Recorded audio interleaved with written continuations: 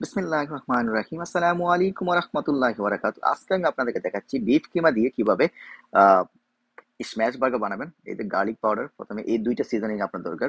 Garlic powder, তারপর হচ্ছে এই যে এটা আ হ্যামবার্গার সিজনিং, এগুলা কিনতে পাওয়া যায় দোকানে।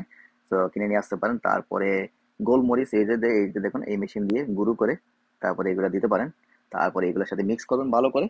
এই যে তারপরে এই ডো, তারপরে এই যে এটা গরম হয়ে গেলে এই ডোটা এটার মধ্যে দিয়ে তারপরে এই স্ম্যাশার দিয়ে স্ম্যাশ করতে হবে।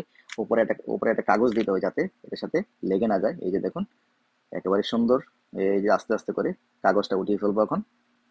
এই যে দেখুন খুবই সহজ পদ্ধতিতে আপনারা গড়েই স্ম্যাশ বার্গারের স্বাদ নিতে পারবেন। এই যে দেখুন হচ্ছে, যখন এক পাশ হয়ে যাবে তখন আমি উল্টিয়ে দেবো। এই যে দেখুন এরকম যখন পোড়া পোড়া হয়ে যাবে দুই পাশে, তখনই আপনার এই বার্গারটা রেডি হয়ে যাবে। এই যে দেখুন এক পাশ হয়ে গেছে আমার, এখন আরেক পাশ হলেই আমি তুলে ফেলবো। এই যে দেখুন এই বার্গার বানটা কিনতে পারেন। এই বার্গার বানটা কিন্তু অনেক মজা। সো দোকান থেকে কিনে নিয়ে আসতে পারেন এই বার্গার বানটা। তারপরে এই যখন দুই পাশ হয়ে যাবে তখন আমি উপরে চিজ দিয়ে দেবো। তারপরে যখন চিজটা যখন মেল্ট হয়ে যাবে, মেল্ট হয়ে গেলেই আমি এটা উঠিয়ে ফেলবো চুলা থেকে। এই যে দেখুন চুলা থেকে উঠিয়ে বার্গারের মধ্যে, এই যে বার্গার বানের মধ্যে দিয়ে দিলাম। এর আগে আমি অ্যাড করেছি, আপনারা আপনাদের প্রয়োজন মতো অ্যাড করতে পারেন মাস্টার্ড অথবা কেচাপ।